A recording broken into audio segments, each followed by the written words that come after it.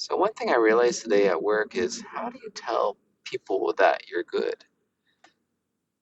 This patient meeting me for the first time, how do they know I'm good? In the past, I've talked about this topic. How do you trust somebody you just met? And there's very different ways of presenting yourself, your demeanor. I've never really had an issue with patient trust me or not. But today there's a guy who just didn't want to do it, right? His BiPAP. And I think really that doesn't have to do with him not trusting me, as in is he wouldn't trust any new doctor. He would only trust people we've known for years. He's older. Some people are just like that, right? Younger people are more, I think, trusting of people they just met if they think they're trustworthy. But the standard is that, in my family, in the medical field, you always learn to be humble, right? Especially as a surgeon or someone who does procedures, you want to boast to patients because you're just setting yourself up for failure. If you're saying, oh, I've done this a million times, never had an issue, you're sort of just asking for it. My friend likes to tell the story of a cardiologist. It's very arrogant when she came down. I've done a pacemaker. Don't worry, you won't have any issues. I've never had any issues. And later she comes walking with her tail between her legs, crawling rather, right? Saying, I'm so sorry, this never happened before. But, my friend's mom got a pneumothorax and a pacemaker replacement. It happens, it's a risk. And so that's why you shouldn't oversell yourself.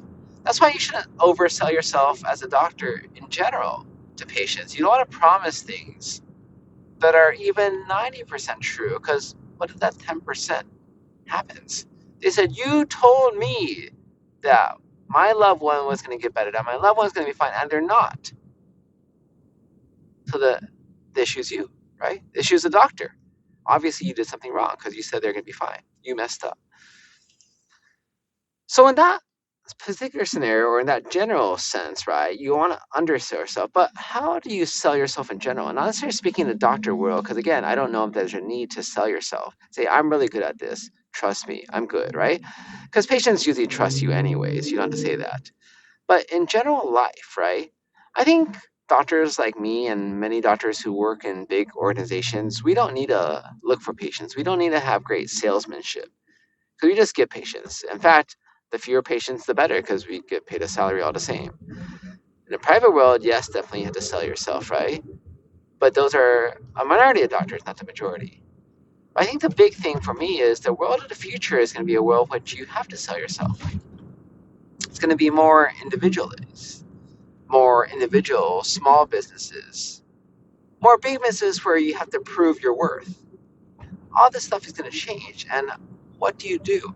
How do you do this? And that's where I'm at a loss, because I didn't learn this growing up. I'm really bad at it. I don't have to do it on a regular basis. So how do I do it? How do I get better? I mean, maybe the medical field is not even the right setting, at least the medical field I work in, for trying to sell yourself, for trying to develop these skills. But I think it's important for my daughter to learn it, and thus I should learn it at some point in time so I could teach her. I should at least know enough about it so I could guide her. Not that I would necessarily be her coach, be an expert at it, but if I find somebody, I know how to help at home with her homework.